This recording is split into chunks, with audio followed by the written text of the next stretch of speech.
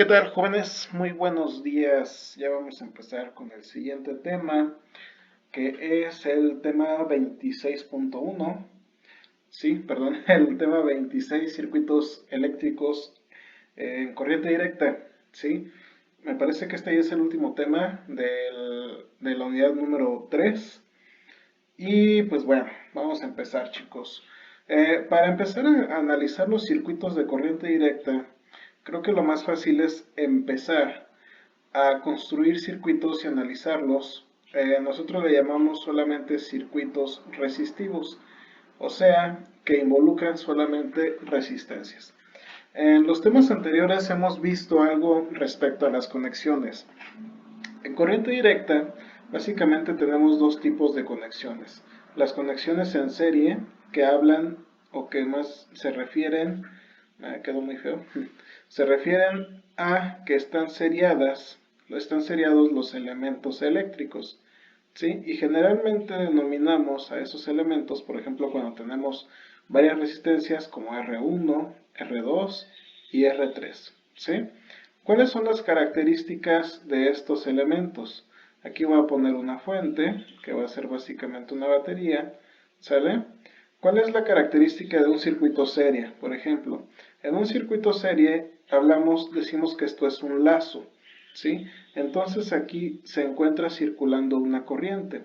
La corriente que pasa por R1 será la misma que pase por R2 y será la misma que pase por R3.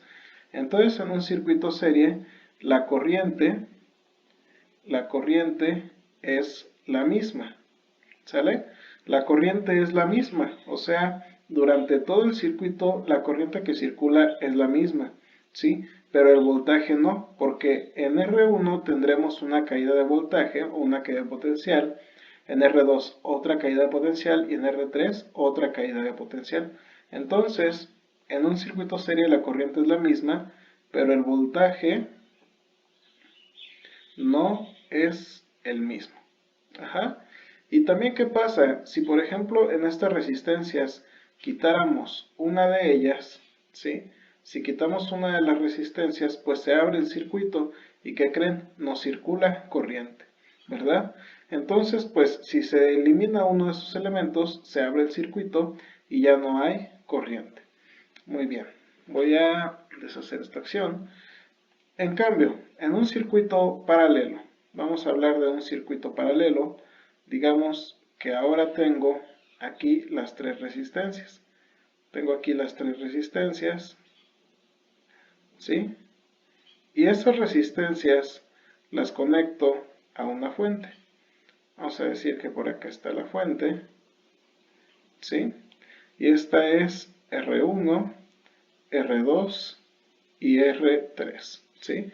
En un circuito paralelo, ¿qué es lo que va a pasar? Primero, la corriente que circula aquí, esta va a ser la corriente, al llegar a la bifurcación en estos dos puntos, al llegar a la bifurcación en el punto A, esa corriente se va a dividir y ahora voy a tener tres corrientes, que si las resistencias son del mismo valor, pues las corrientes serán del mismo valor, pero en otro caso no será así.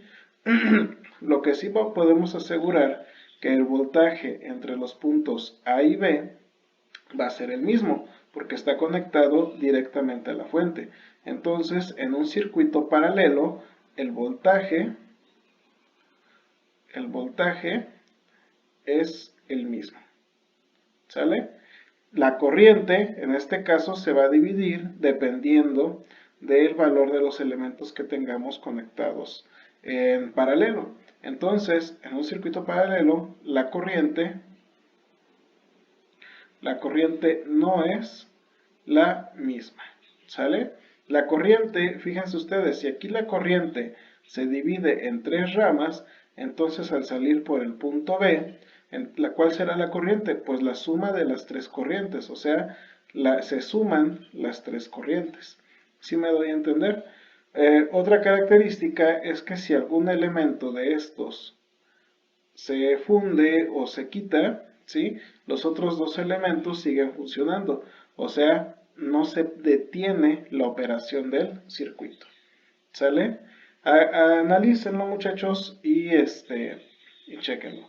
Muy bien, en un circuito serie, cuando tengo las resistencias, voy a tener un circuito equivalente, ¿sí? O sea, esas tres resistencias equivalen a que yo tenga una sola resistencia, lo voy a llamar resistencia equivalente. Y esa resistencia equivalente va a ser igual a la suma de todas las resistencias, ¿sí? Va a ser igual a la suma de todas las resistencias. En cambio, en paralelo, cuando tengo un circuito en paralelo, la resistencia equivalente va a ser igual a 1 sobre resistencia equivalente va a ser igual a 1, o sea, la suma de sus inversos, R1 más 1 sobre R2, más, y así sucesivamente, todas las resistencias que tenga, hasta la resistencia N. ¿Sale? Entonces en serie las resistencias se suman y en paralelo es la suma de los inversos de cada una de las resistencias. Les encargo entonces que hagan o que revisen el ejemplo 26.1, pues que lo realicen, más que nada que lo realicen y lo checamos en asesoría. Si ustedes se fijan, está, pues la verdad, muy sencillo. Ojalá no se les dificulte y si no, pues lo checamos. Saludos, muchachos.